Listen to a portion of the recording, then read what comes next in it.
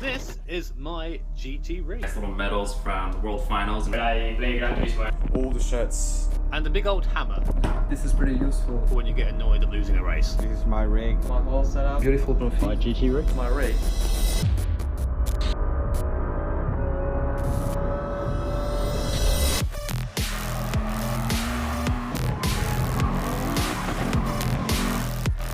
Here comes Miyazawa on the floor. Oh no! Big contact there. Absolutely brilliant.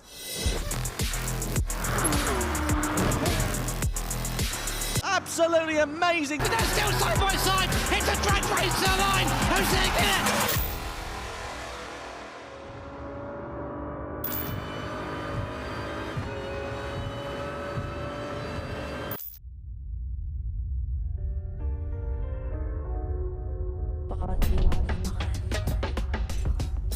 Hello and welcome to the Top 16 Superstars show for the EMEA region for the 2020 FIA Gran Turismo Championships. Seems like a lifetime ago, doesn't it, that we were back in Sydney for World Tour 1.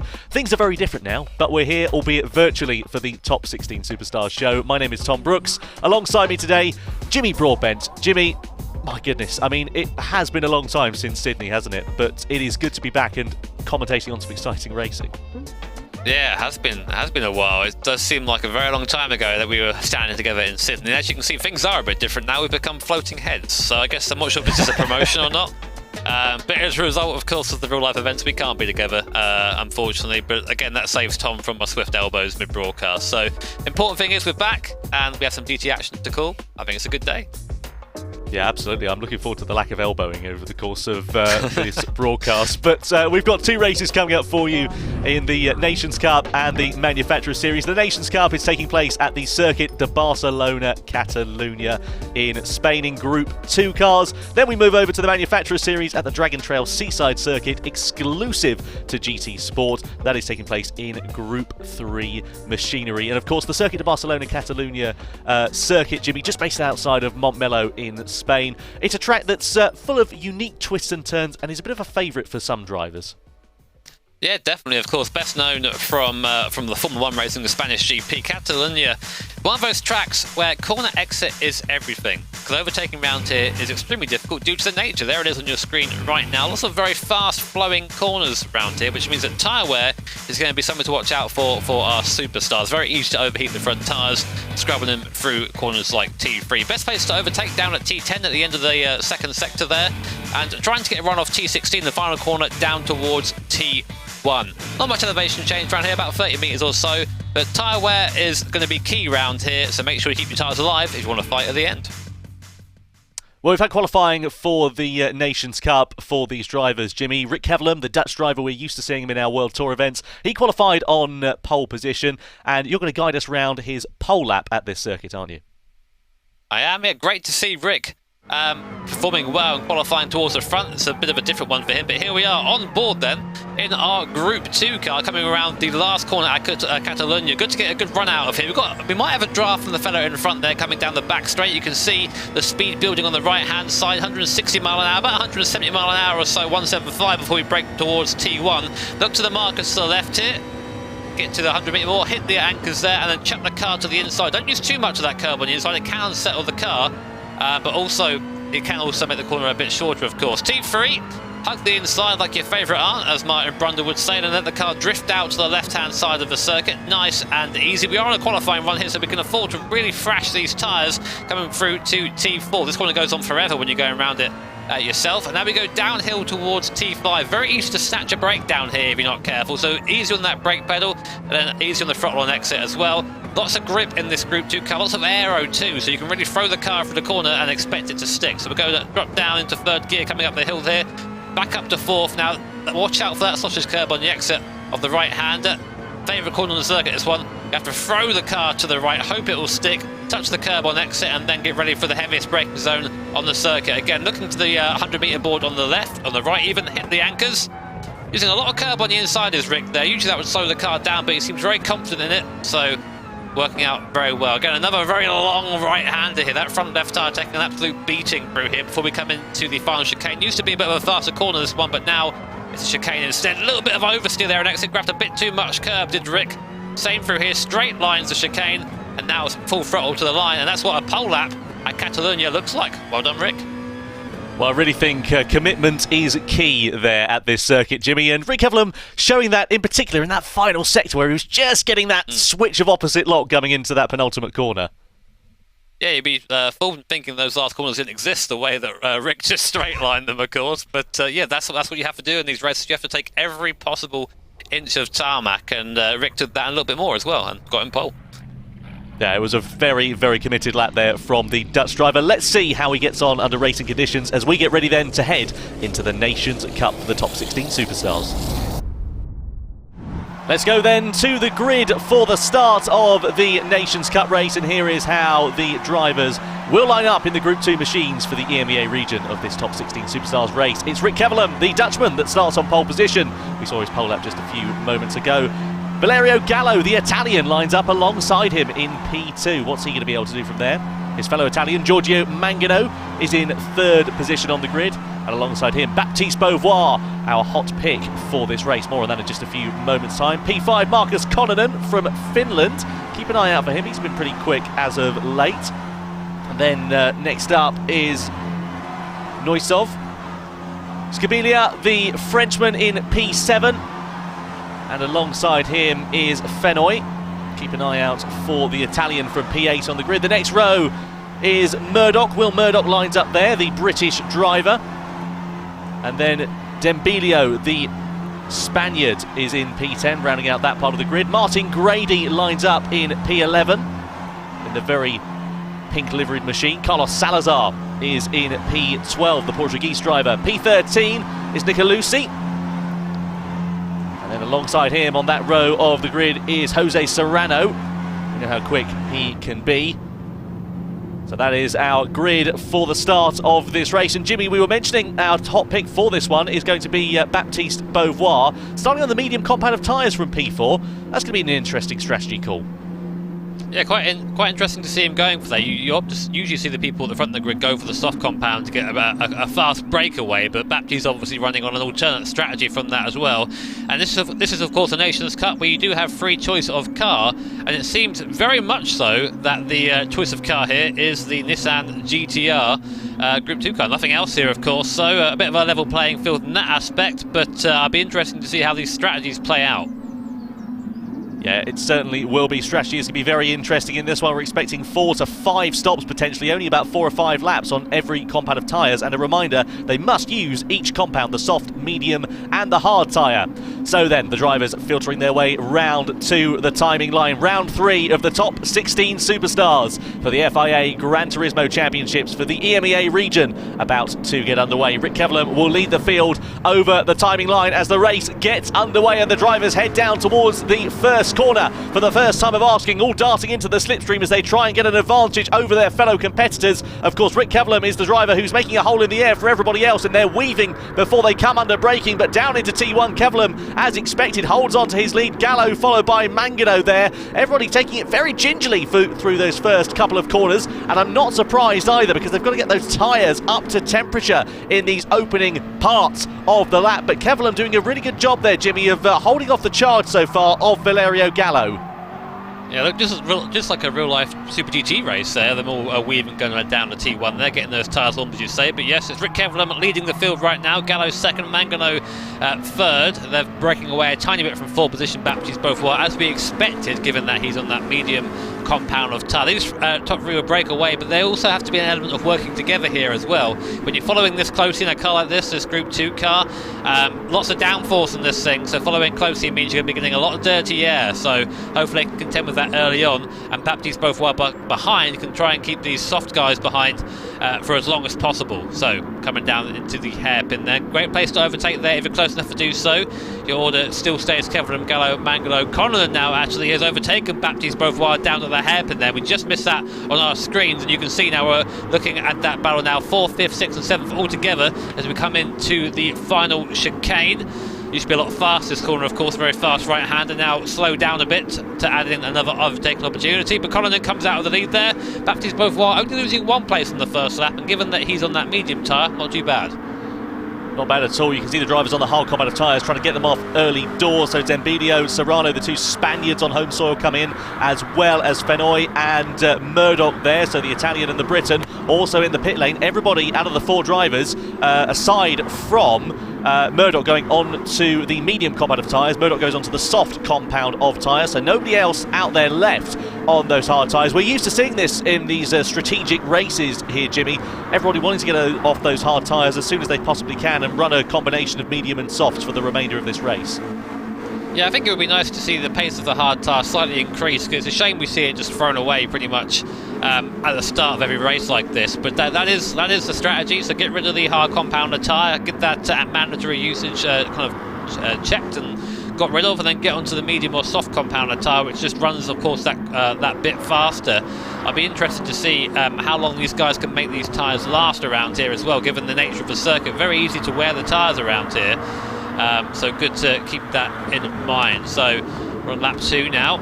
We're with Sibilia, which I'm probably saying incorrectly. We were discussing this before the race, weren't we, Tom?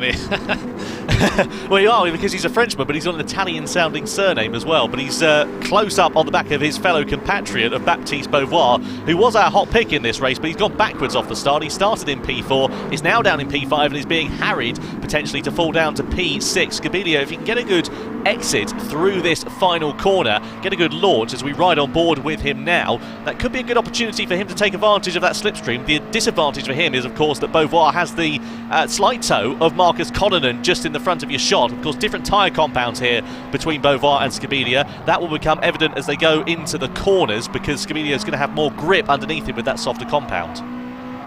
Yep, definitely. And whilst Baptiste Beauvoir is going backwards, as you mentioned, Thomas, on the medium tyre, and he is the first of the medium runners. Scabilia there goes very wide, grabs a bit of that Astra, not very grippy out there.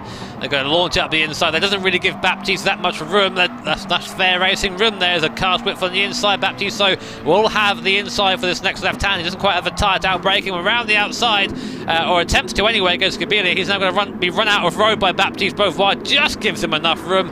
Nice, respectful, clean racing there, and a great overtake. That was fantastic from Scabilia there, getting the brilliant exit out of turn 5 of Seat. That softer compound of tyre evidently got more grip. You can see that quite significantly on your screen, and now he sits in P5. So Scabilia just behind Cullinan by 1.8 seconds. It'll be interesting to see if he can close that gap down. Lap time last time around was a little bit slower, but he was, of course, stuck behind Beauvoir for the vast majority of that lap. So I'll keep an eye out for the lap times and just see how that changes over the remainder of the next couple of laps or so. Meanwhile, Rick Kevelum leading the way, 1.7 seconds out in front, but here is the battle going on for P2 between Valerio Gallo and Giorgio Mangano, the two Italian drivers sitting half a second apart from one another. Gallo last time around was 135.5. In fact, I say that changes to 135.7, whereas Mangano a 135.689, so only a couple of hundredths of a second faster there, Jimmy. So those two match pretty evenly on pace as Grady and Beauvoir now in the pit lane. Yeah, opting to get onto that hard compounder tyre. The guys at the back there. Here's Moisov just defending right now from Salazar, coming down into T1. And just a note on that battle for the lead of Mangano and Gallo is that Gallo's actually fallen back pretty much just outside of the slipstream range now of Rick Kevelum, so he's not going to be getting that toe down the straight that he was getting before, which might allow Mangano a chance to get by and then try and chase down the Dutch driver currently leading the race. So again, watching this field of Nissan GTRs go around at the moment. Moisov leading Salazar down to the bottom of the circuit again. This is the lowest point of the circuit down here. Then you start the climb back uphill again with this awesome sequence of corners. It's a kind of medium speed left-hander here. You have to try and straight line as much as possible. Watch out for that sausage curb on the right. I've had a race ended by that before. And then chuck the car into this flat-out blind right-hander, and try not to use too much of the Astra on the left, otherwise you end up going a bit wide into the gravel. Great place to overtake down here, but Salazar erring on the side of caution for now. You'd think he'd be a bit more aggressive, Tom, on that soft tyre, but Moisov doing a good job keeping him there. Yeah, Nikita Moisov, I was just about to say that, driver from the Czech Republic. We haven't seen him so far in the Top 16 Superstars event in 2020, but doing a good job at the moment. The Czech driver is checking his mirrors all the time because Salazar is really trying to find his way through into that chicane. I can hear the collective sigh from you over there, Jimmy. It's audible discomfort there. I didn't like that. Anyway, back to the race. Moisov going Moisov, defensive though. Yeah, he's heard that. I think what he's trying to do is just try and keep Salazar there for now. I mean, at the moment, he's doing really well in that medium compounder tyre. Now, we've had... so that's interesting. So Beauvoir came into the pit lane, went onto the hard compounder tyre from the medium, and then immediately went onto the soft compounder tyre. In fact, the bottom 5 drivers have already made 2 stops. So they've already got rid of all their tyres for now, and are maybe going to try and run soft to the end. I think maybe what we're seeing here is, I guess, the Miyazono tactic, which is come into the pit lane and just get your stops out of the way, and then just soft till the end. Have an extra stop in there and try and offset that pit stop with just pace on track.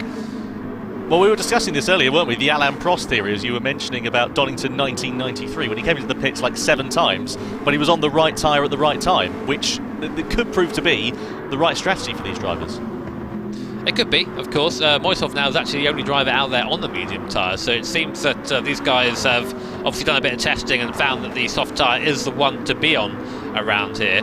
And the person in the best position right now is probably this man, Baptiste Beauvoir, because he is the lead runner who's done 2 stops. He's closing into the back of Nicolosi in front as well. How quick he gets by him and this little pack of cars up here is going to really determine how the race goes for Beauvoir. But this is the risky run, as Rick Kevelam and Gallo and Mangler, they all come into the pit lane now. So our top 4 runners are now coming onto the pit lane and going from soft to soft. So I guess what they're doing is they're going to go for the Miyazono strat, as we said before. They're going to come in, get onto that soft tyre, and then probably in the last 2 laps come in for a medium, get rid of that, come onto the hard, get rid of that. It's not gone well for Nikita Moisov, by the way. He was on the medium tyres. He's gone to the hard now, but he's picked up a penalty, as you can see with that flashing red dot next to his name on that tower graphic on the left-hand side of your screen. Now, Beauvoir in P8, Salazar very close indeed in front of him. Now, Salazar is going to be really on the defensive here, trying to hold off the charge of Beauvoir. Of course, Beauvoir is on a fresher set of soft tyres, as we can see on the screen at the moment, and significantly quicker in terms of his pace as well. Just to give you an idea of how different their pace was. Salazar, of course, having made that pit stop last time around, lost a bit of time, but it was a 1:34 flat for Beauvoir, so he is flying out there on these tyres at the moment. Yeah, he would have really wanted to come out or have Salazar come up behind him after the pit stop, because he had about a 2-3 second gap in front of him to kind of drive into on that fresh set of tyres. But now he's got Salazar in front as well, who's going to be just producing a ton of dirty air from the back of that GTR in front. So not quite ideal for Beauvoir, but getting a little bit sideways there, just going to show that while these cars do have downforce, they are not planted as in the background there. Moisov serves his penalty. But it's going to be interesting. We've got 2 different strategies taking place here. People who are getting rid of the tyres as quick as they can and then just going soft to the end, and those who are having that soft at the start of the race and then going for the harder compound towards the end so they can defend better. Overtaking here is not easy, Tom. It's a lot of fast-flowing corners. Yeah, it certainly is. Murdoch into the pit lane on the soft compound, so you can see him changing over to exactly the same combine of tyres. Now, Rick Kevelam, what is he going to be able to do? Because he had a bit of an advantage over Valerio Gallo, was comfortably a bit faster than him. Those 2 last time around on their first flying lap on those soft tyres, fresher soft tyres, 1:33.6s for the pair of them. So looking pretty evenly matched as things stand at the moment, but the thing with this race is it's going to be the long man's game. It's almost a high-speed game of chess, this, as to who is going to blink first at the right time with the strategy, and how it's going to work out between them. We're not going to really know until the closing stages. Tell you what, I've not had the pleasure of trying to move chess pieces at 250 kilometres an hour. Maybe I'll give that a go next time. No, maybe when this is over, I'll go give that a go. But old Slick Rick here in first place, doing a really good job. The gap has been about 1.7 seconds, 1.8 seconds the entire time.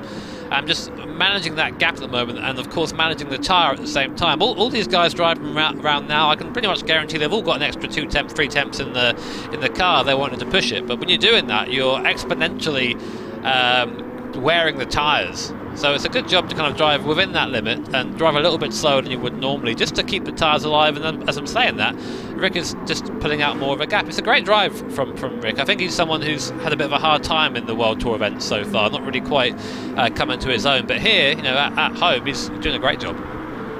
Yeah, it really is looking very comfortable out there, is Rick Kevelam. We ride on board with the Dutchman now. We saw Valerio Gallo actually just going through that chicane in the background of his shot, coming through that final sector last time around. Just looking a little bit out of shape there, so clearly trying to push the limits and close that gap down to his race leader at the moment, his nearest rival on track being, of course, Rick Kevelam. And you can just see there, Kevelam, we saw him so aggressive on that qualifying lap. By comparison here at the moment, Jimmy, just looks to be a little bit calmer as he's not trying to take too much life out of that tyre. For example, going through this right-hander here, just one singular move of the steering wheel, not soaring away like he was on a qualifier. Yeah, the thing with these kind of downforce-based cars is you drive your fingertips. You drive it like you're being nice and smooth and precise. You have to be as smooth as possible, because any time you're sliding, any time you've got any sort of slip in the tyre, you aren't getting that max amount of downforce you had before. Not to say you can't drive with a little bit of slide if you're feeling a little bit saucy out there, but I'd say probably don't do it. Probably try and keep it under wraps, try and keep it pointing the right way, and try and keep the tyre gripped as much as we can. There's a gap behind coming down now, slightly 1.5 seconds behind to Valerio Gallo. Someone else who's not done too well at the World Tour events, but doing well here as well. Yeah, exactly right there, Valerio Gallo. You were saying, Jimmy, we've seen flashes of speed from the Italian driver, but nothing really that sort of concreted him at the front of the World Tour events over the last, say, 6 months or so, for example. But it will be good to see him doing well and doing a good job of holding on to P2, keeping that gap at a constant. His sector times very similar to Rick Kevelam's. In fact, in the third sector of that lap, he was the fastest man overall, only by a couple of hundredths of a second, I should state, but still doing a good job as things stand at the moment. The man who's really on the move here, Jimmy, is Carlos Salazar in P6. He's just closing that gap down step by step to Scabidia in P5. It's coming down to 1.1 seconds. You can see there Salazar on your screen at the moment, and it's now down to nearly under a second between these two. So Salazar's clearly pushing quite a lot at the moment in these mid-stages.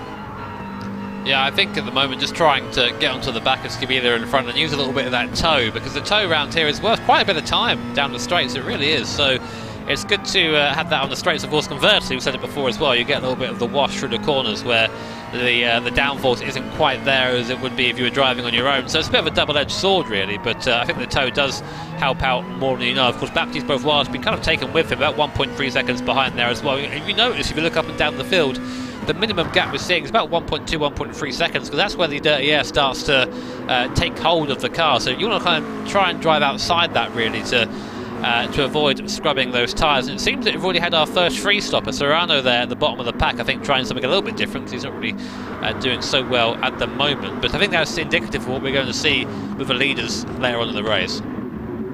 Just saw Salazar go a little bit deep into turn 10 there. That would cost him a couple of hundredths of a second. The man I'm keeping an eye on, actually, is Nikita Moisov. We were mentioning him earlier on. He's down there in P12, but he was running a very different strategy to everybody else. He went onto the hard tyre at the end of his first stop, just for a lap or so, but he's just a little bit out of sync with everybody else. He's on a fresher soft tyres now compared to his fellow competitors, so we'll keep an eye and see whether his pace is going to be strong. Gallo into the pits onto the soft tyres once again, so he's going to go presumably hard to then medium towards the closing stages of this one. Beauvoir and Fenoy also in the pit lane here as well, and a few other drivers also making their stops here. Interestingly, everybody else going for softs, aside from Nicolussi there, the Austrian driver, and Marcus Nicolussi just going onto the medium tyres in the mid-stages here. I'm not sure if he's taken his medium tyre yet. Maybe he's now opting to get that out of the way, but if he's already got the medium tyre out of the way, maybe he's missed a beat there, old Nicolussi. But meanwhile, battle for third and fourth now as Gallo comes out the pit lane on the fresh set of those soft compound tyres. Connaughton still on an old set, and we know how quickly these tyres are wearing around here. It seems that we will expect at least one more pit stop from everyone who's on a fresh set of tyres as of now. So it really is tricky out there to keep the tyres alive, and that's just part of Catalunya. Especially that front left tyre takes an absolute beating around this circuit, and very easy to have it fall away from you if you're being just a little bit too aggressive. Connaughton running in fourth right now. He owes a stop over Valerio Gallo in front. And Mangano, the thing is, Gallo is only 2.5 seconds or so behind Mangano with a pit stop. So obviously Gallo looking quite good right now, looking quite good for the race.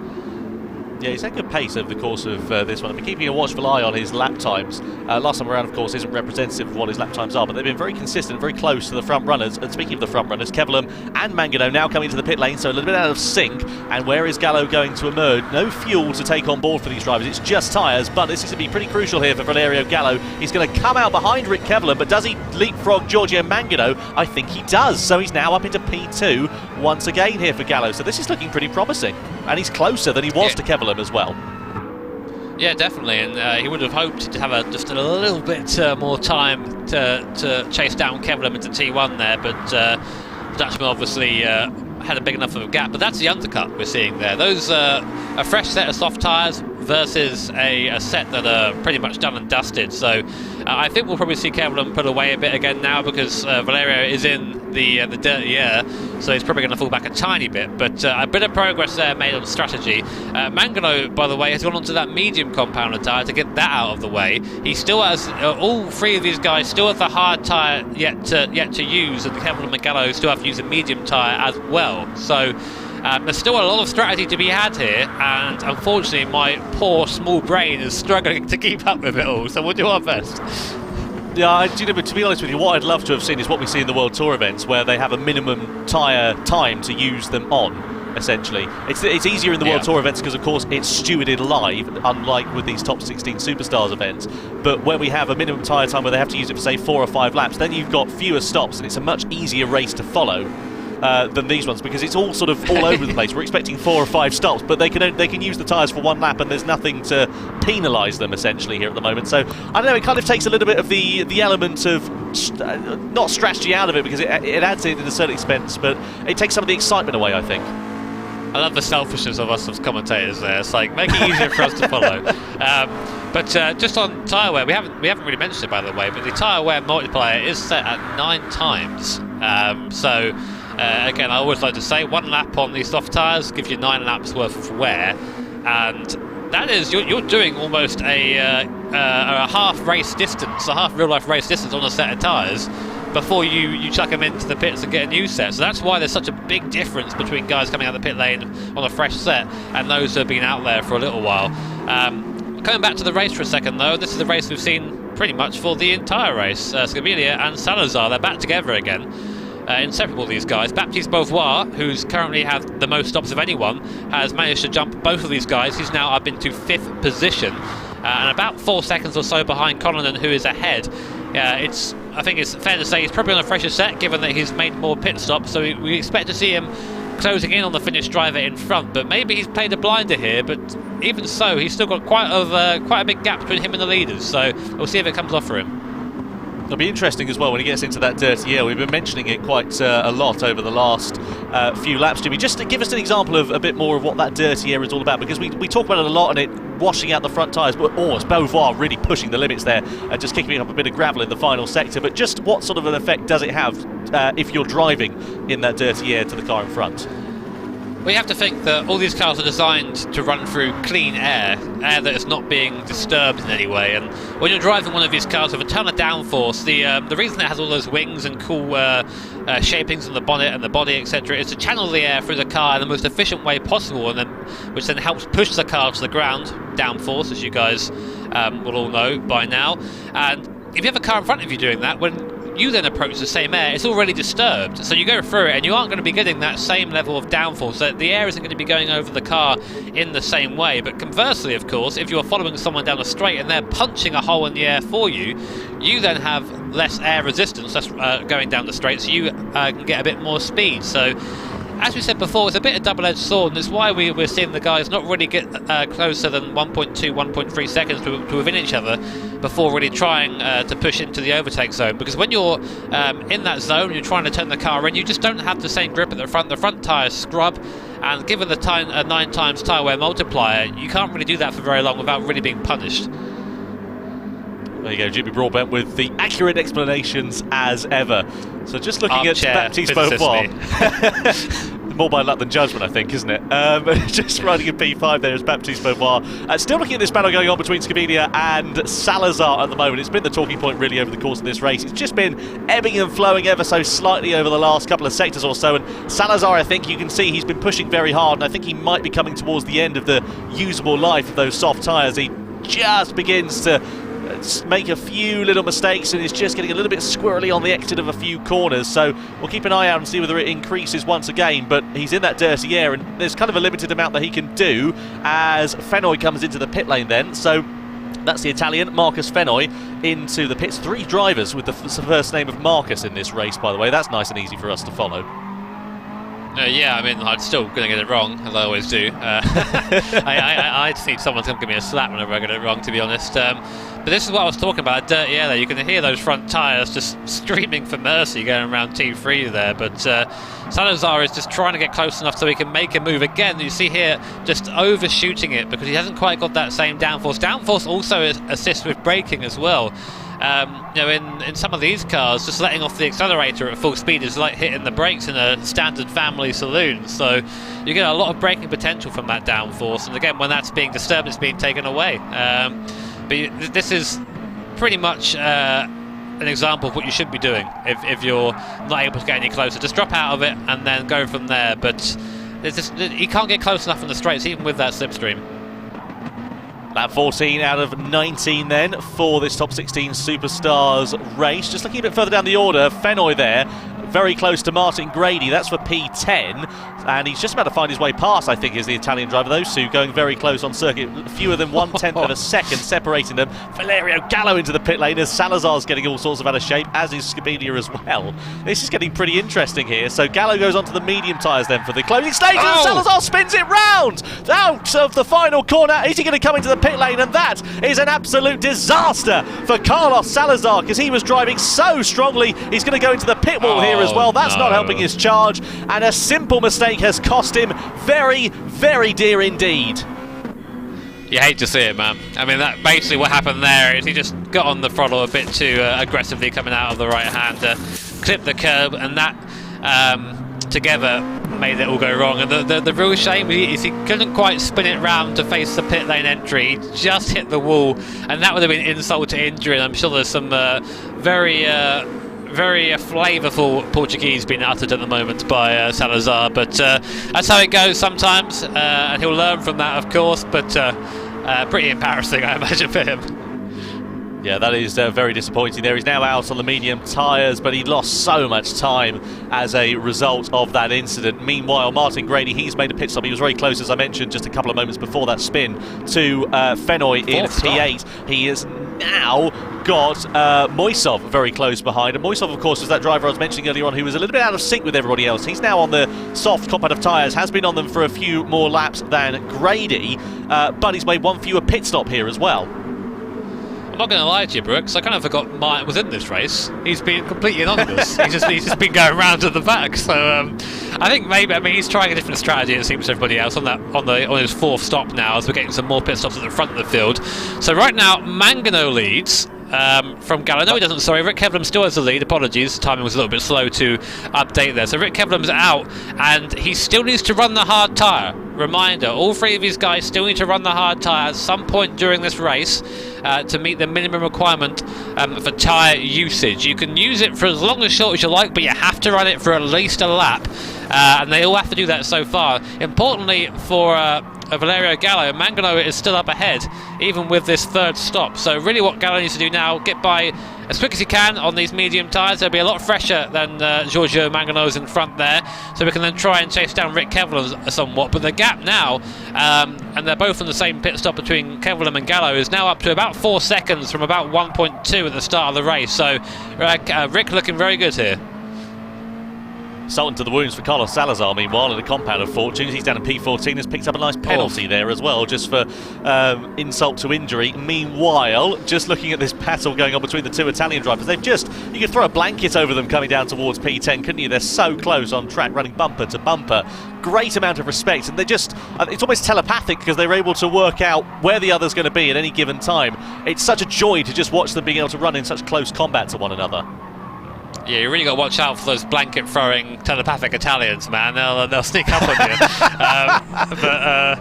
I never knew where that phrase came from. But saying that, Mangano's come into the pit lane, so he's done his job. He's held up Gallo for as long as possible on the medium compound. Now we'll go to a fresh set of our Michelin hard compound tyre. Out he goes now, so he has to use that for a lap. So I don't know what we'll see here, given there's only a couple of laps remaining. Do you stay out on the hard compounder tyre and just try and struggle bus it to the end, or do you come in and go on that soft tyre for the last couple of laps and then really go as quick as possible? It's hard to say here, but that means that of our top 3 drivers, Mangano is the first to go onto the hard tyre. If I were him, and I'm going to drive that to the end now, I would have tried to have left that into the last possible moment, coming onto the last lap really, because now he's going to have a lap and a half on this hard compounder tyre, which we know is quite a bit slower than the rest of the tyres here, compared to Gallo and Kevlam, who are out there on a faster tyre. So I think really Mangano shot himself in the foot a bit here.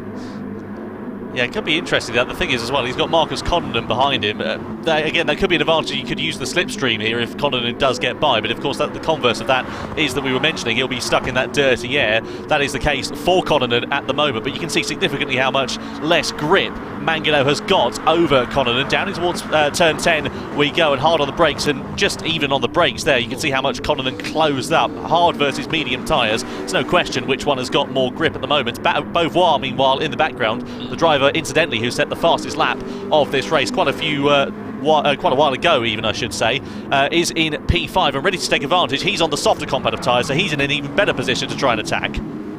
I think he can get a podium out of this if he's done his tyre strategy now. So I think he's looking really good as Baptiste Beauvoir. I think I just spied Connaughton in the pit lane, so did you see him peel in there? And now Baptiste Beauvoir on a intensely faster tyre than Giorgio Mangano is hunting down the Italian with 2 laps to go here at Catalunya.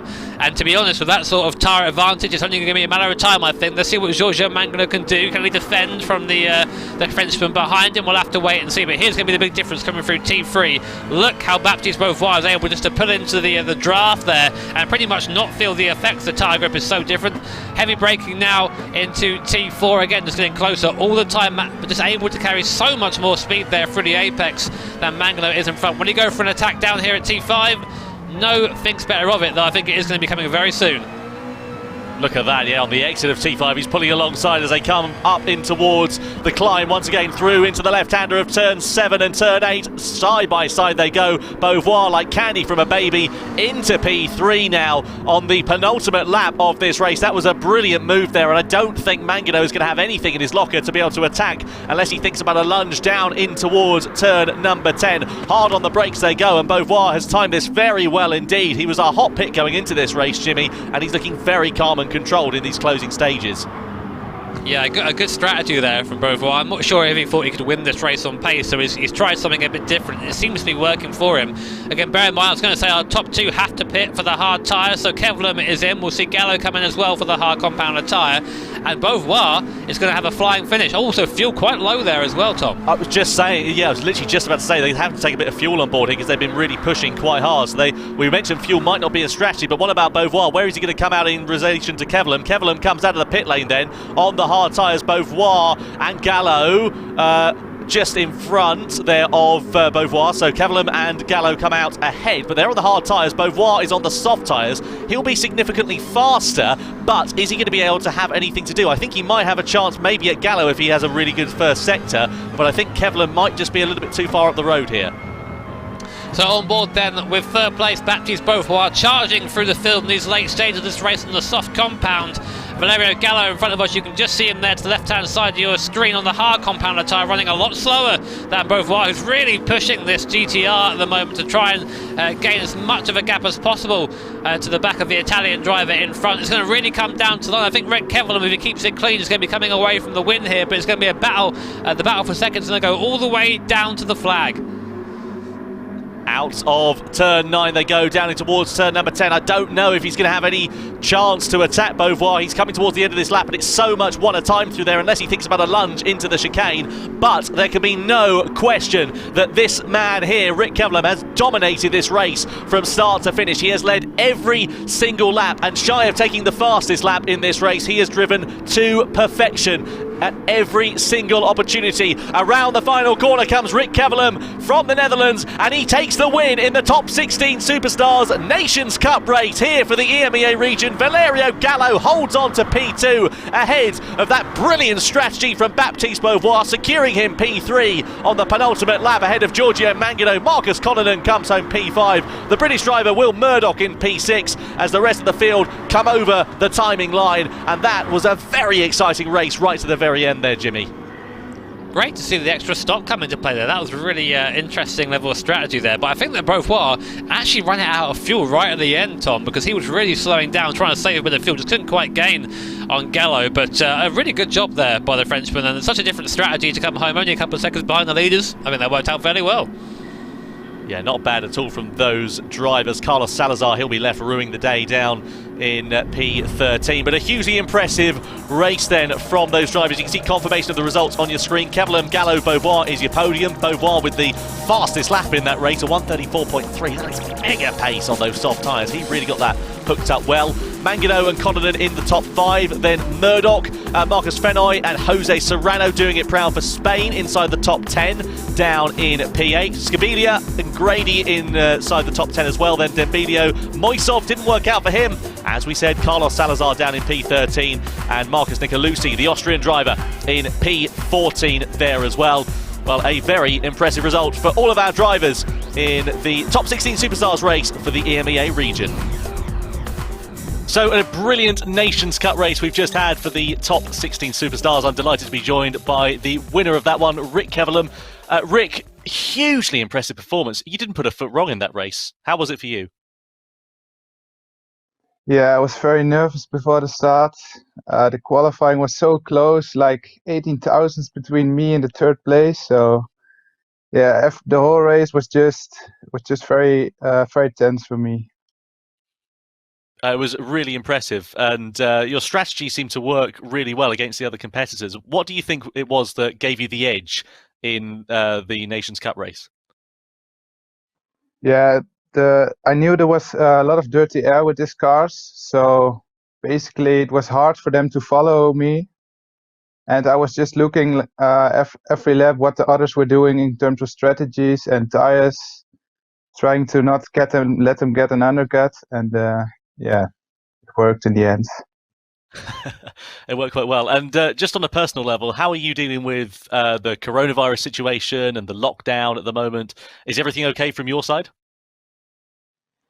Yeah, for me it's okay, but it's a little bit difficult to work for my school, for example. But yeah, I hope it will be better soon. Plenty of time to get practicing on Gran Turismo then. Yeah, that's good. That's a good thing. Good stuff. Well, Rick, thank you very much for catching up with us. All the very best of luck for the online series and hopefully the top 16 Superstars in the future. And hopefully the next time we talk will be under some good circumstances. Yes, I hope the same. Thanks. If you'd like to take part in the online series for the FIA Gran Turismo Championships, you firstly have to enter Sport Mode on GT Sport. You can represent your country or territory as part of that. We've got 3 stages for the online season. Stage 1 is in April and May, Stage 2 in June, July, Stage 3 July and August, and then our top 16 Superstars races are below. The drivers from the highest points from each region will be selected for the top 16 Superstars races, and there are 5 regions in total.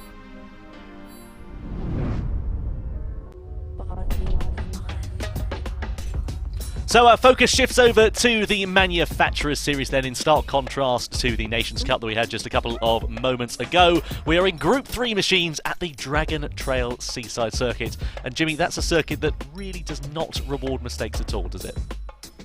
No, not at all. And Dragon Trail is a circuit that we've seen a few times, of course, over our World Tour events, usually as a finale of some sort. A fictional circuit, but that goes over at Polyphony and situated fictionally, of course, just off the coast there in Croatia. Just over 5Ks in length of this circuit. And let's talk about overtaking spots. T1, probably the best one down there. I guess it's actually T2 before the little chicane. You can get a great run off T17, slipstream all the way down there and make a move there. Also down at T12 as well, down the hill, we saw a great move there from Blajan back in Sydney. I wonder if we see anything similar to that today. Elevation isn't a big deal around here, apart from the drop down to T12, and of course that infamous chicane of death at the bottom there. Let's not ask Blajan about that one though. Yeah, it's not his favourite part on the lap. I think it's probably fair to say, Jimmy. Unfortunately there for Patrick Blajan. Hopefully our competitors will have a bit of a better luck in the Manufacturers Series here today. Speaking of our competitors, we caught up with them to find out the secrets of this Dragon Trail Seaside circuit. This is a really difficult track. This weekend it's going to be testing everybody's commitment. One of the most beautiful original track we had in all Gran Turismo. It's a track that you have a lot of slow corners in compared to the others. All the corners you really need to nail around the track. And when you get it right, it feels so good. The curbs are so big that you can really balance out with the car. You've got to know which ones you can use and which ones you can't. For me, the best overtaking spot on Dragon Trail will be the first braking. You have time to take the slipstream and then overtake your opponent on the braking. Fastest part, I think, is the second sector, because you have 3 corners in a row that they are so fast. You have to be gentle. It's downhill, you can get a good slipstream there and make the move. Most challenging corner is probably the death chicane. The wall of death chicane. The chicane of death. The fast chicane before the last corner. Everybody knows it, everybody's died at it. If you touch the wall a little, then you lose like 15 seconds. You always have a little bit of fear when you approach this corner. Mainly because of the curbing. If you turn in just a bit too late or just a bit too early, you're going to clip the barrier, and that's your lap over or race over. It is so key to make a good run through that corner to be able to get a fast lap time and to be able to pass people in the race. The guy in front gets a slightly bad run out of the fast chicane, you can get a run into him into the last corner.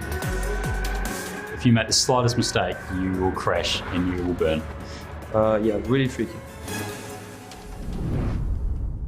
So then to the grid for the Manufacturers Series Top 16 Superstars race, and here is how they all line up then. A flash of the lights there from our driver in second position, but it's Will Murdoch from Great Britain in the Honda NSX who lines up on pole. Alongside him on the front row is Mr. Flashy Lights himself, Mikhail Hazal from Turkey in the Subaru WRX. Second row is Scabilia, the Frenchman in the Lamborghini Huracan. And alongside him is Valerio Gallo in the Honda NSX, very distinct livery on his machine in P4. McGinn lines up in P5, the British driver in the Toyota. And alongside him is Tom Lartigue, the Frenchman who we know did some very good things for Mercedes-Benz last year. He's with Mazda in 2020. His fellow Frenchman Baptiste Beauvoir heads the next row of the grid in P7 for Mercedes-Benz. And then Eduardo Simmers in P8 in the Porsche 911 RSR. Deckers lines up in 9th position in the Ferrari 458 Italia. And rounding out the top 10 is Dilly, also in the Mercedes-Benz. So 2 Mercedes battling in this race could be interesting. Deschamps in P11 in the Nissan GTR. Again, very nice livery on that car. Ithar Sugasa, the Volkswagen, lines up in P12. P13 is Jose Brea in the Alfa Romeo. Not so quick in Group 3 competitively, but let's see how he gets on. Serrano, his countryman, lines up, I should say, in P14. And the final row of the grid is Jose Lopez in the Alfa Romeo also. And lining up at the back is Swiderek, the Polish driver, in the Lamborghini Huracan. So an interesting mix of machinery here, Jimmy. What do we reckon? Well, it seems that NSX at the front is really quite quick around here. It's been quick in general in the last few races, so good to see it out there again as well. Of course, Mick Hazal, as always, repping Subaru there in second position. Let's quickly look at the tyre strategies on the left here. Seeing only one driver going for that soft tyre at the start of the race, and that is Jose Brea, all the way down in 13th place, whereas our leader, Mr. Murdoch there, has opted for the medium, Hazal on the hard. So probably going to see Mick drop back a little bit at the start there, but we'll see what sort of strategy he's playing with today. We're expecting 3 to 4, potentially 5 stop strategies in this race, and that is going to be interesting to see how it will get on. Drivers may need to take some fuel on board toward the end of this race as well. But rounding the final corner now is Will Murdoch in the Honda NSX, the top 16 Superstars race for the EMEA region. The Manufacturers Series is about to get underway as the field gets ready to head over the timing line for the first time of 18 then. Murdoch in the NSX leads the field over as we get the race underway here in the Manufacturers Series. So that long run down towards the first corner is going to be very interesting as everybody tries to get into the slipstream. You can see Scabilia there weaving, trying to break the slipstream of his driver from behind. But through the first turn, Murdoch does hold on as you would begin to expect, then hard on the brakes in towards that first corner. Hazal, as you said, Jimmy, already falling into the clutches of Scabilia and Gallo in P3 and P4 here. From what I've seen in previous races, that Impreza is fairly handy in a straight line, so hopefully he'll be trying to keep that position, of course, on the straights and maybe trying to defend coming into the midsection here. We've got Scabilia in front of us. We're on board now with Valerio Gallo in the Honda NSX. Of course, another NSX currently leading the field, so really he wants to be at the front of that field, not here in 4th position. A great onboard camera, though, showcasing our second sector here at Dragon Trail. Very fast section. You want to use the curbs to help hook the car around here. Then we go back downhill towards one of the best overtaking spots on the circuit. Let's see if Scabilia in front. Scabilia, wants to have a go at Hizal. Let's have a look to the inside here. Probably going to get Barcelona late on the brakes there. Tire advantage. Scabilia up into 2nd position.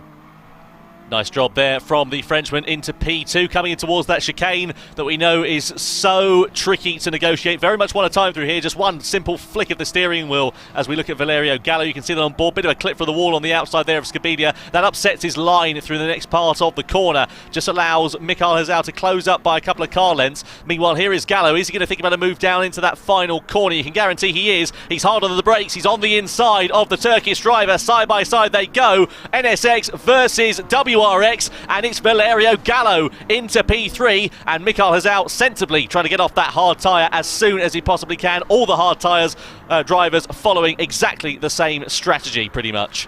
I think did a good job there to actually let him through, because otherwise he would have to go side by side, then try and cut over to the pit lane, which is on the opposite side of the car, which we've seen a couple of times happen before, and usually ends in tears. So I guess a little bit of foresight there from our 2019 Nations Cup champion. Meanwhile, Valerio Gallo there in the NSX. Of course, as we said before, he's the second Honda in the field. So for him, really, he needs to be ahead of Murdoch, who's currently leading this race. So not a difficult shoes to try and fill there. I'll tell you one thing I'm impressed with, though, is Lamborghini, Scabilia, Thomas Scabilia in P2. When was the last time we saw Lamborghini at the sharp end of the grid, Jimmy? It's been a while. Sorry, I'm just looking at that picture of Mick there in the back of the car. That's a nice livery there. Is that Nico Rosberg on the rear wing as well? I think it is a creative livery there from Mr. Murdoch. Thank you for that. Thank you for the laugh. But yeah, Lamborghini, to get back to what you were saying, Tom, nice to actually see them somewhat competitive. It's been a brand that we've not really seen at many of the World Tour events. If they are there, they're usually towards the back. Great to see him here fighting up front in that Huracan again. I remember once upon a time the Lambo was the car to have, so that's basically how BOP works. It ebbs and flows in your favour or against you, and right now it's working in the favour of Lamborghini and Scabilia, who's now pulling in behind Murdoch in the NSX as we come round to come on to our third lap. These guys are all on the medium compound tyre. Our first runner on a different compound is Jose Brea, who's started on that soft compound, down in 9th position. Yeah, and I want to watch Jose Brea actually, because he's down in 9th position, as you said, but making a good ascension through the field. Jose Lopez, Swiderick also into the pit lane then, from the hard to the medium compound tyres. Here's Scabilia up the inside of Murdoch for the race lead at the chicane then. Lovely bit of driving there, but is Murdoch going to try and pounce back on the exit? This is a fantastic camera angle, giving a brilliant sense of speed as they come down in towards the right-handed flick. You can really commit the car through there. Murdoch commits a bit too much and gets a little bit out of shape, but Scabilia holds on to that race lead, and Murdoch doesn't lose too much ground here, crucially. The thing is, if they're squabbling amongst one another, it's just allowing Valerio Gallo to close up incrementally behind them as well, and they need to keep an eye out as well for McGinn, who is there in P4 in that Toyota. He could potentially be ready to get himself involved here. But that is a nice little scrap going on for this race lead. And from being a two-way scrap, it's looking set, if Gallo continues the pace that he's running, to potentially become a three-way scrap before long. It could do, of course, and these guys have to be careful with those sort of things, because there are different strategies at play here, and ideally, until you start getting to the last few laps of the race, you don't want to be holding each other up with squabbling. As long as the guy in front of you is quick enough, just follow him through. Wow, there, Murdoch is looking quite on edge in this last lap, clipping the curb a bit too much. You can take a lot of curb in these cars, but you can't take all of it. Take all of it, the car will then be ejected, I think is the kind word, and you find yourself off in the gravel. So Murdoch now in a great place to use the draft coming down the straight here on Scabilia in that Lamborghini Huracan. Let's see what the NSX has in a straight line now. I think historically not been a car that's been too quick on a straight line, and that Lambo seems much improved from what we're used to. You see that even after that long straight, not quite close enough to make a move. Will he dive to the inside here? Will he wait? No, he stays behind for now, decides it's not worth wasting the time fighting. Look at that train of cars there. We're all the way down to 7th place in your picture. Yeah, it's a Thomas train at the moment, isn't it, who is leading the way. There's a tank engine joke in there somewhere, I'm sure, for the race leader. Drivers on the move at the moment, though, further down the order who have made a pit stop. Mikhail Hazal and Baptiste Beauvoir in P12 and P13. They're closing the gap down to Tom Lartiu in P11, who actually managed to make the best of those pit stops in the opening stages. Of course, he was a bit further ahead on track, but you can see how close they are lining now. Under a second, it sits between Hazal and Lartiu, and fewer than 4/10 of a second between Hazal and Baptiste Beauvoir here. So it's looking pretty close between them. Very different machinery as well for Tom Lartiu this year. As I mentioned earlier on, he was in Mercedes-Benz last year. Now he's with Mazda in Group 3 machinery. Is it going to be a move that pays off for him? Let's wait and see. Yeah, it's hard to make those predictions, of course, because the way these cars are balanced are changed constantly, but there's always a little bit of strategy to even the manufacturer you pick, because if you say pick a manufacturer that is really very quick, like Hazal's out of shape last year, mistake there from Hazal, and immediately he gets off the line and lets Baptiste Beauvoir through. I think maybe trying to lose a little bit less time there just by letting him through and drafting him down the straight, but that goes to show just how on edge they are through that section of the circuit. Really easy to pick a bit of curb there, attack the wall and upset the car in quite a dramatic way. But the point I was trying to make before is that if you maybe pick a car that's very, very popular, then you're going to find the competition to actually get through and represent that brand is a lot greater than if you picked maybe a car like a Mazda who aren't quite as well represented, and if you finish a bit further down the field, you could still be that driver.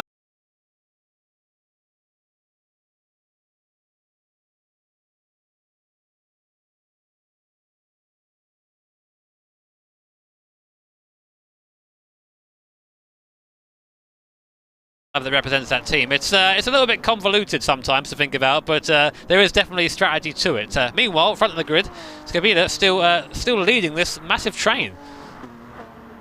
Yeah, it really is quite pronounced now for Skabila here, coming through that left-hander with Murdoch, Gallo, McGinn, Simoers very close behind, and Decker's also not too far adrift of this squabbling, as well as Dilly in P7. So this is looking pretty interesting here for Skabila. He's on the medium compound of tyres. In terms of lap times, last time around, he was as fast as Murdoch, really. He was keeping a consistent pace. He just doesn't have anything in the locker to be able to pull away. Of course, strategy is going to come into play very shortly as well. They've got to run all 3 compounds of tyre in this race, just to remind you as well. So they have to run the hards, the medium and the soft. Murdoch, they're clipping the wall on the outside through the first part of that chicane. That'll compromise his run through the second part and indeed up this straight as well. However, it is worth thinking about strategy, because that is going to be very interesting. Just to remind you, the drivers from P11 down to P16 have made 1 pit stop here so far. Nobody else on circuit currently has. So who is going to blink first in the strategy? Yeah, Murdoch there taking a lot more apex speed than Skabila in front there, but I think that's just the difference between the cars. It's a great thing about the manufacturer series. I say it's every time we commentate on it, Tom, that it's just such a variation between the strengths and weaknesses of each car, and I think that's even more pronounced when we get to the Group 4 class. But even in Group 3, same sort of thing. Cars have different strengths and weaknesses. You're seeing that Skabila really struggles in apex speed and exit, where Murdoch really excels, but doesn't quite have the grunt in the NSX to do anything about it. So it really is an awesome thing to watch. See Skabila just getting a little bit out of shape on the exit of that right-handed flick there, as he's really trying and just build a bit of pace, build a bit of a gap to Murdoch, but whatever he does, Murdoch just responds beautifully, and he's now closer than ever coming through these S-bends. This is the advantage of the Group 3 cars compared to the Group 2 machinery we saw in the Nations Cup very short while ago, is that they're just able to run that little bit closer. There's still a dirty air that comes into effect, but they're just, in those S-bends in particular, able to run that little bit closer, that little bit faster to one another, not lose too much time and too much downforce, crucially, as well. So the top 3 with a little bit of a gap there, back to McGinn in P4, but still running very close on circuit. And again, this is what we were talking about in the Nations race, I should say, earlier on, Jimmy, is that these drivers are just able to run so close to one another. There's such an amount of respect and trust between all of them. Yeah, I mean, the thing is with these guys is they've been racing each other in some form or another for quite a while now, of course. You tend to find that you meet the same guys on track every time you jump into a session, as Murdoch there peels into the pit lane. So as you said, they're all very familiar with each other. Murdoch going for the soft compound tyre now, so opting for a fast middle stint But something else I was going to say, Tom, is something that I really enjoy about these races is to see the variation in liveries and paints in these cars. I mean, Murdoch probably is the exception with his meme livery, but the rest of them, like something that I wish we could see more at live events is a bit of a variation in livery, because these guys, they all belong to teams, you know, they all belong to esports teams, and that's part of what sim racing is nowadays. So it'd be great to see more of that in the events. Yes, McGinn. Off he goes. McGinn, yeah, who goes off the circuit. Yeah, he's going to lose out to Deckers here and potentially Dilly as well. That's really compromised him. Sorry to cut in front of you there, Jimmy, but he just ran it a bit wide through that right-handed kink, and I said there was commitment through there, just a little bit too much commitment, bit too much speed, and he's now dropped 3-4 positions as a result of that mistake. He's still in it, he's still in the group, thankfully, but he'll be kicking himself for that. Very easy mistake to make there, is to take too much curb on the entrance there. And you run yourself out of room on the exit, and that's what happened to McGinn as we come down to T7. Meanwhile, it looks like Deckers and Simos are having a bit of a fight at the moment. That's a nice little battle there, and he's now ahead is Deckers, so the Dutchman moves ahead of the Portuguese driver into P3. That's very handy indeed. What that's allowed actually here, Jimmy, is this group to just close up a little bit, and now they're starting to squabble amongst one another. That mistake there from McGinn is going to have the red mist descended, and he's already trying to pounce back and attack, but he's being attacked meanwhile by Ithars Ugasa as P4 is now being challenged there for Dilly, who moves ahead of Simuers. So out of the final corner, bit of contact between them, bit of bumper rubbing on the exit there. Deckers comes into the pit lane. Dilly does get ahead of Simos then. A little bit cheeky by Dilly there, ran him off the road, I think, at that point. Should have given him a little bit more space, but part of the pass, he's through now. Rubbing is racing, as they say. So through goes Dilly up into P3. Now, Tom, as the king of sportsmanship, what do you make of that, mate? Well, you know, it's harsh but fair. The main thing with sportsmanship is you want to avoid doing things that makes you look bad, to be honest with you, and that's, of course, avoiding contact and becoming a missile, crucially. Nobody became a missile as a result of that overtake there, Jimmy. Well, I think it was harsh but fair is probably the best way I'd put it. I think you should tell Ithars Ugasa that about looking bad, driving that drop-top VW there. That's not the prettiest car out there, I can say that right now. But it's got a face only a mother could love, is probably the expression. And not even the mother, I think, at this point. But as we come down now towards the hill, again, a great overtaking spot this. Now, McGinn's going to have the bit between his teeth now. You get the old red mist descend when you're out there, and that can go one or two ways. You can either find speed that you didn't think you had, or you can find the wall a little bit quicker than you found it before. So we'll see what sort of driver now McGinn is under pressure.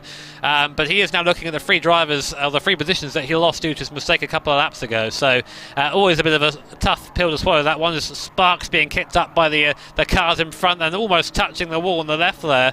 It's such a great sensation of speed round here, and Ithars Ugasa, I think, wanting to just leave a little bit of paint there for some reason. But yeah, Dragon Trail, it's definitely a circuit of two flavours. You've got the fast-flowing traditional circuit and then a street circuit in the second half. All into the pit lane come the drivers then, inside the top 6 positions. So 3rd, 4th and 5th into the pits then. McGinn goes from the mediums to the hard combat of tyres, as do Dilly and Simos. Ithars Ugasa, the only one who is changing the form book, going from the mediums to the soft combat of tyres. Now, where do they emerge on track? Here is Deckers, and he has done a brilliant job of the undercut there. He's been able to leapfrog this group here, Jimmy. So that's where he was before he peeled into the pit lane. He's been able to hold that position, crucially. Yeah, that's what you would have wanted. You want to have that free space in front of you there and just get on with it, essentially. Now, I've noticed that Murdoch, who's now running in 4th position on that soft compound of tyres, actually pulled up now to the back of this little group. He's ahead of Mick Hazal, who's also pitted as well. I think actually he's got past Hazal, who's been running around on that medium compound, and now he's looking to try and get past 3rd and 2nd. At the moment, Skabelia, who hasn't pitted, is out front, but all the time he's out front now and these guys are on fresh tyres, he's going to be losing time. So you've got Mick Hazal there, and that aerial. I thought that was some sort of joystick there on the front of your picture, but it's an aerial of the car as we, of course, our camera turns around with it, coming now down to the bottom of the hill. And this Subaru, it used to be a bit of a handling machine, but due to the recent BOP, it's turned into a bit of a straight line monster instead. So interesting to see Mick, of course, staying with them regardless. Oh, it's so tight through there, a bit of a wiggle there from Baptiste's profile. So the last thing you want to see from the car in front of you when you're following so closely is to have them made a mistake. He's now coming up on Tom Lartiu, who's going to give him a little bit of a push there coming into the braking zone. Don't want to do that too late, or you might push him a little bit wide, or maybe that's what he's trying. Let's see. Yeah, absolutely right. So Lartiu comes into the pit lane here, as does Beauvoir, and it looks like the Porsche driver Latiu, Beauvoir, Breyer, Gallo, Hizal into the pit lane here as Dilly, Simos. So everybody's on the hard tyre that changed over in that middle stint there, Jimmy. They want to get off of that, understandably, get onto the soft tyre, get on the quicker tyre towards the closing stages of this race, and then maybe change to the mediums. Yeah, fuel going in too as well. Another strategy element of this race is to make sure that you have actually got enough fuel in the car to get by. I think they've all fueled to the end, those who have done. May have been slightly different strategy there as well. Of course, the less fuel you use when you're out there on the circuit, the less fuel you've got to put in the car to get to the end as well. But of those who have made 2 pit stops so far, our leader is Mick Hazal. Those in front still need to make stops, so there's quite a big gap now between these guys and the rest of them, but there has been a fuel stop made. The rest is who I think are going to have to do that, come in, take quite a considerable amount of fuel, and then stay stationary. So actually this is probably a good chance for people like Hazal, Gallo and Beauvoir now on that soft compound to get out there and really put in some quick lap times, really make the most of the fresh soft tyre. Yeah, I was just about to say, isn't it, having a bit of clean air is going to be the time to do that, and that is where we expect the race to sort of, it quietens down a little bit in the mid stages and then comes alive towards the end as all these strategies begin to play out. You can see everybody on your screen on that tower graphic is on the soft compound of tyres. Only Skabilia and Breyer on the hard tyre, Swiderick and Lopez on the mediums. They're out of sync at the moment, having only made the 1 pit stop, of course, there. What is Mikhail Hazal going to be able to do then? Just in the forefront of your shot, you can see Itharzu Gasser, and well, he's only made the 1 pit stop here as well, as we can see, coming under the tunnel and in towards that final corner. It's looking interesting here for Mikhail Hazal. I'm going to keep a keen eye on the lap times as things go. As you can see, Skabilia, Swiderick and Lopez coming into the pit lane then. So they're going to make their pit stops. Lopez, Breyer and Swiderick, I should say. Skabilia holds on for another lap. So mediums to softs then for Jose Lopez, the Spaniard, as does Swiderick. He goes for the same strategy. Jose Breyer, again, he started on the soft tyre, let's not forget. He's gone from the hards to the medium tyre. Where is he going to emerge? Here comes Lopez out of the pit lane. It's going to be behind this group, just behind us, side by side with Serrano, but loses out towards the closing stages. So he's now the meat in the Spanish sandwich there. Is Jose Lopez, and not doing too bad of a job down there in P13, but we know that Alpha 4C, Jimmy, it's not necessarily the fastest car in Group 3 trim. Yeah, he's a Hamon Iberico is what he is at the moment. As you watch the guys go down the hill. So Zarzu Gaza now, this is interesting. He is yet to make his 2nd pit stop, and Hazal behind him in the Subaru there wants to get by. He needs to get by quickly, and the fact that he's not made the 2nd pit stop, Zarzu Gaza, means that his soft tyres now they're worn. He's going to be a lot slower than the cars behind. So all the time Hazal is stuck behind, and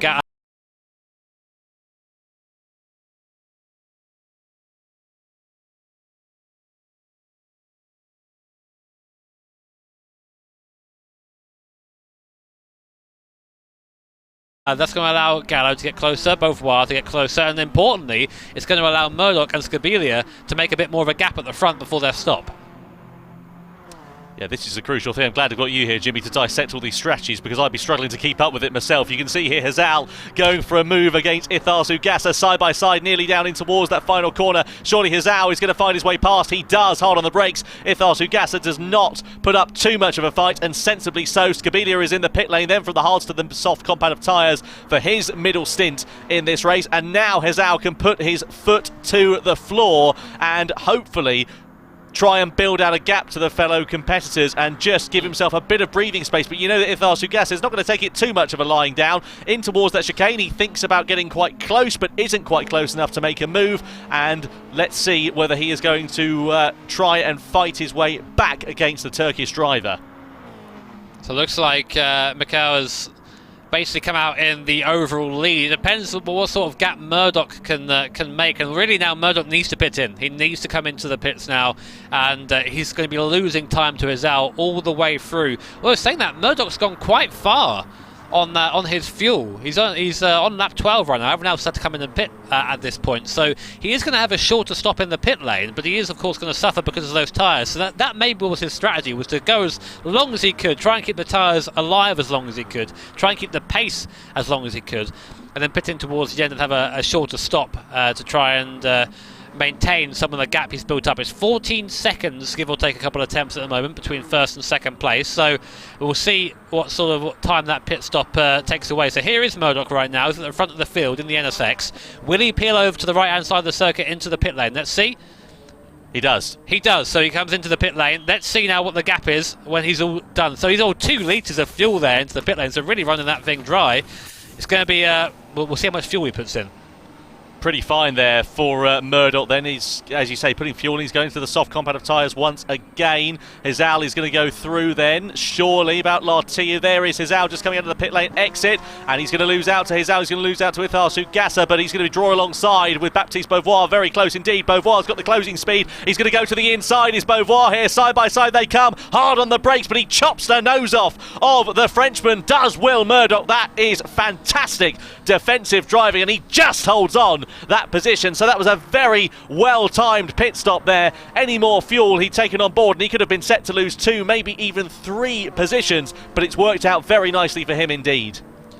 I think Beauvoir just crowded Murdoch a bit too much there going into the braking zone. He had the overspeed. He could have quite easily pulled past the English driver, but I think he just tried to crowd him a bit, and as a result had to get on the brakes, otherwise he would have run into the back of him. The speed difference was so great, having with Murdoch just coming out the pit lane, of course. But importantly for Murdoch, he does have a fresher set of tyres than everybody else around him. His Artsugasa in front still needs to make his pit stop, so he's going to tumble down the field once that happens. This strategy has not worked out for the VW driver, I can tell you that now for free, which is going to allow the space between himself and Hizal to be, to be vacated, and hopefully he can drive into it and catch up the Turkish driver.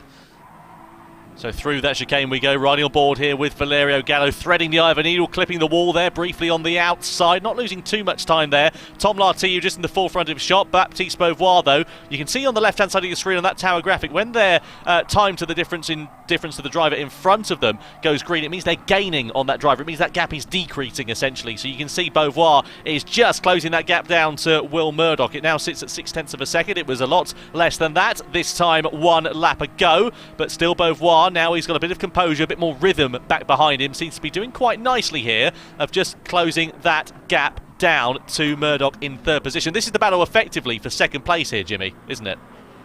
It is, yeah. I mean, as we said, you can see in the column there, just to the right of the tyre compound, there's Artsugasa has a 1 there, means he's stopped only once. He does need to stop again, so he has to make another pit stop, and that will then release this train behind him. And importantly for Murdoch, really, he needs to get by quickly. I said that the pace, though, of the VW driver is still fairly decent, given the tyres he's on quite old, quite second-hand by this point, but he's still keeping decent pace out there. So, really, you must think, what if he had a better strategy? He might have ended up actually being here on merit as opposed to due to pit stops. But it happens sometimes, and you learn from it, as Murdoch, again, draws ever closer to the VW driver. Will he get by before he pits, I wonder? Yeah, that is a crucial question. Just coming in towards that chicane. He's just losing time now, isn't he, really, Murdoch? He's just hemorrhaging it, and that's not going to help him in that trying to defend Baptiste Beauvoir into the back of the wall. There goes Tom Lartiu in the background of your shot, and that has cost the French driver dear. He loses out to Valerio Gallo, so a simple mistake there from the Frenchman has now cost him P5 and potentially P6 here as Skabilia, his fellow compatriot, goes up the inside into P6 then. So Lartiu, a simple mistake there, as we said, has now cost him 2 positions. So that is disappointment there for him, because he was running quite well actually up until that point. Yeah, he was, but it can go that way. You've got to be careful of those walls there. It's called the chicane of death for a reason. Got to respect it, otherwise you end up losing time like that. And you see Murdoch, I was watching the gap down the straight. He was within a tenth the entire way down the straight, but just could not gain on his Artsugasa. The NSX just doesn't have that grunt in a straight line. You need to go for it here. Oh, he needs to just send it at this point. He needs to chuck it up the inside and have it done with. They're saying that they're both catching Hizal out front. Hizal isn't there. There you go. Murdoch goes for it now, slides up the inside. There you go. I think his Artsugasa kind of saw it coming and thought, you know what, fair enough. I can't defend this much longer. And that releases Murdoch in the NSX now to chase down Mick Hizal in the Subaru in front. So it's going to be a straight fight now to the end. 3.5 laps to go. Nicely done there for Murdoch. And Artsugasa just not putting up too much of a fight there. Sensible, really, from the Spaniard. He knows he's not involved in this same battle. He's going to go surely onto that hard tyre in the closing stages of this race. That's his most sensible bet, I would say. Here is Baptiste Beauvoir then, just beginning to put the pressure onto the back of Artsugasa. As we mentioned, the Spaniard out of position, coming through that chicane. He's clipped the wall Murdoch. there as Murdoch, though he's lost out massively there, and that is going to cost him potentially a podium here as well. He's definitely lost out for second place. Ithar Sugasa now having to defend from Beauvoir, but he's not going to be able to do so. Beauvoir goes up the inside through into P2, so now it's the Frenchman who's going to try and have to close things down to Mikael Hazal instead of Will Murdoch. So a simple mistake there, as we were mentioning, Jimmy. We saw Lartiu doing it last time around. Now Murdoch makes the same mistake and he loses out. I think he's basically just gifted Hazal the win there. That was his race to take, Murdoch. He has so much pace in the NSX, but just one little mistake and that's all it costs. But of course, it isn't all about out-and-out pace in these races. You've got to be consistent, you've got to be clean, and the old adage of in order to finish first you have to finish. And doing stuff like that, well, yeah, not ideal. No, that is an example of doing things that makes you look bad, unfortunately, there for Will Murdoch. Now in P4, effective P3, of course, because we know that Ithar Sugasa has got to make that one final pit stop. Good little battle going on for the top 5 here as well. Valerio Gallo, Scabilia and Tom Lartiu all line astern, very close between one another. This is nice to see in the final few laps of this race. All the drivers have made their respective pit stops now in that little battle at the moment. And now Murdoch is going to have to watch his mirrors ever so slightly, because he is going to come under a bit of pressure here from Valerio Gallo, Scabilia and potentially Lartiu if he is not too careful. There is the battle going on as we can see it on your screen at the moment. And, well, this could get quite interesting, because for a potential battle for the race win here for Murdoch, he's now falling into the clutches of the top 5. Yeah, I mean, it can change oh so easily around here, of course, and that's just an example of what can happen. Murdoch does still have pace, he's still quick. Maybe confidence has been dented a little bit, though, and he hasn't got that toe down the straight he had before. That was keeping him in check as well with the guys at the front. And Ithar Sugasa still staying out the pits. I'm not quite sure how big is that fuel tank in that VW. He must have fueled up on his first stop right to the brim. Yeah, it must be wheel arches full of fuel probably there for Ithar Sugasa. He's doing an impressive job, I've got to say, but we know that he's going to drop down quite significantly through the order. Even if he does just do a splash and dash on this penultimate lap, he'll have to make a pit stop, of course, as we know, to the end of this one. A little bit wide there in the background there for Valerio Gallo as well against Scabilia, and that is going to potentially cost him a little bit of drive. Is that going to allow the Frenchman to attack into that right-hander? Not quite close enough, I don't think, through there. He lives to fight another day, does the Italian driver, for now, as things stand. But this is going to get very interesting indeed. Murdoch has just been able to bring a bit of daylight between himself and that battle for P4 and P5, but it's P5 and P6 we're keeping a close eye on now, because Gallo has got Scabilia all over his back like a bad rash as they come through the left-hander over the brow of the hill. Is Scabilia going to think about a move? He certainly is. He pulls out of the slipstream. Gallo goes defensive. Side by side they come as they go hard on the brakes. Is he going to be able to go the long way around the outside? The Frenchman versus the Italian. That'll be a brave move if he can hold it through there. Still side by side they run on the exit. Gallo's got the inside line for the next right-hander, but Scabilia, if he can hold it, if he can be brave around the outside, he can, and he moves into P5. What a move for the Lamborghini driver. He's through into the top 5 on the penultimate lap. Fantastic. Yeah, Gallo had to be sensible there. He knew that it was going to be one at a time through the chicane, so I think did the better thing there and just backed out of it, just lived to fight another day. And that's allowed, of course, Lartiu behind now to get back involved. So Murdoch in... Oh, Murdoch hadn't stopped. He had no fuel. Stopped for the hard compounder tyre. He had no fuel. He had no fuel left. He had 1 litre of fuel left in his car, Jimmy, I think, and he's had to pit on that final lap because he wasn't going to make it to the checkered flag. Did we miss? So he no, must have made a third stop. Yeah, he must have forgotten to fill up then for Murdoch, and that has cost him very dearly here. A very unusual strategy call. Maybe he thought he could save more fuel than he did.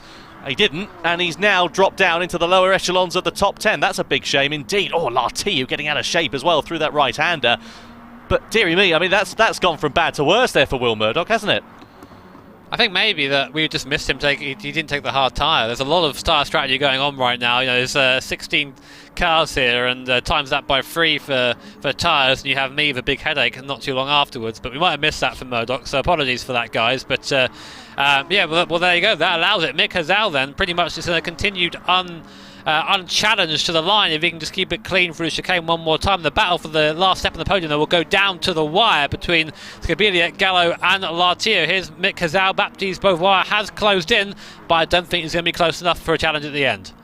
No, very close indeed between them towards that final lap, but still 1.1 seconds it sits at. If it went on for another couple of laps longer, you can guarantee Beauvoir in the Mercedes-Benz would have tried to attack. But here, through the final corner, we see the Turkish driver Mikail Hazal taking the spoils for Subaru in the top 16 Superstars race. It's Subaru and Hazal on top in the Manufacturers Series. Beauvoir comes home in second, and Scabilia, I think, is just going to hold on against Valerio Gallo to the line in third place. Brilliant racing there between those guys. Lartiu comes home in P5, and that was a hugely exciting race there, Jimmy. What do we think, though, about Will Murdoch and such like? I mean, he had so much promise in that race. A simple mistake for him there, but really interesting as well on his strategy at the end of that. Yeah, definitely. I said that Schmiderek and Serrano were 300ths apart there at the end. I don't know if you missed that, but that was crazy. but for Murdoch, yeah, I mean, either a bad strategy or just a bad drive. Of course, started on pole, has the fastest lap as well by quite some way over the field there. Actually, apart from Lartier, he was also equally quick, but just didn't quite go off for him. You can see the results there on your screen. Dilly, Ithar Sugasa, Will Murdoch, fastest lap. Not the fastest result, though, down in P8. Deckers finishes in P9. That's quite disappointing for him. He had good pace, actually, as did Eduardo Simos in P10. Swiderek, Serrano, McGinn, Lopez and Breyer in the 4Cs. We didn't expect them to do much, and unfortunately they didn't, down in P15 and P14. And Deschamps down in P16. That concludes the grid then for the Manufacturers Series. Let's go over to talk to our race winner then, shall we? Mikail Hazal.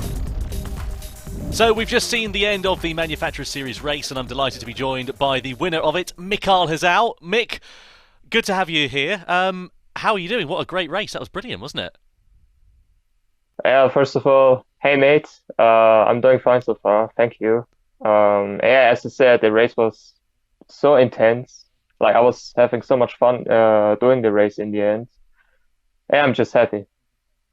Nice. It was a really exciting race. How are you dealing, by the way, just on a personal level, with the coronavirus and the situation we've got at the moment? Because it's quite unique, hence why we're talking from thousands of miles apart.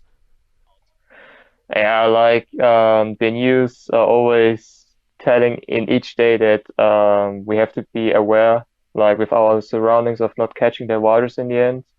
And obviously we all, especially our family, are kind of like trying to not get the virus easily, if you can say it. Like, we are always cautious here.